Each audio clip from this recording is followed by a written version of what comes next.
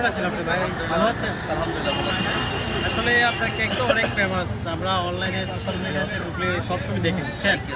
এখন আমি তো দেশের বাইরে থেকে আসছি, একটা কেক খেতে আসছি। এখন খেতে আসছি যে একটা সমস্যা তো আছেই। সমস্যাতে আমি ভিয়েতনাম থেকে আসছি, বুঝছেন? আমি একটা টাকা নিয়ে আসছি।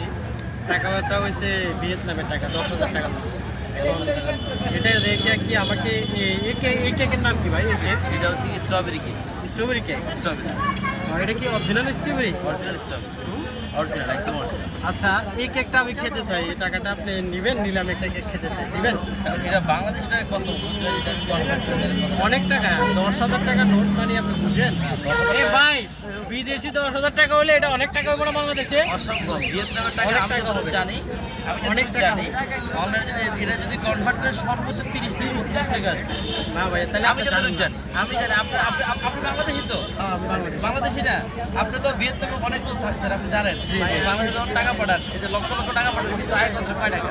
1000 টাকা আসে। ভাই আমি বলি, বলেন এই আপনার কেকের থেকেও আমার টাকার মানটা বেশি, তাই? বুঝছেন? এখন এটা আপনি ভাগায় নিয়ে না? না, আমার বাগানোর সময় নেই। ধরেন আপনি ধরেন, আপনি আমাকে 100 টাকা নোট দেন, আপনি কিনে নিয়ে আসেন।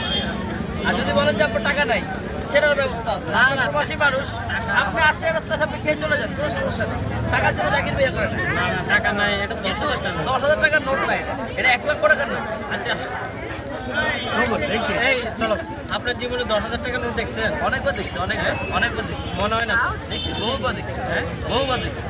ঠিক আছে। এখন মেন কথা হচ্ছে এটার দাম বাংলাদেশি কারেন্সি যদি আমি কনভার্ট করি, সর্বোচ্চ 30 থেকে 32 টাকা আসবে। কেন 10,000 টাকা নোট কেমনে 30-32 টাকা আছে? এটা তো ওই দেশে 10,000 টাকা, বাট বাংলাদেশে এটার দাম একদমই নাই, নাই বললেই চল। ভাই আপনি বুঝতে পারেন না। আমি বুঝছি, আর আপনি কি খাবেন?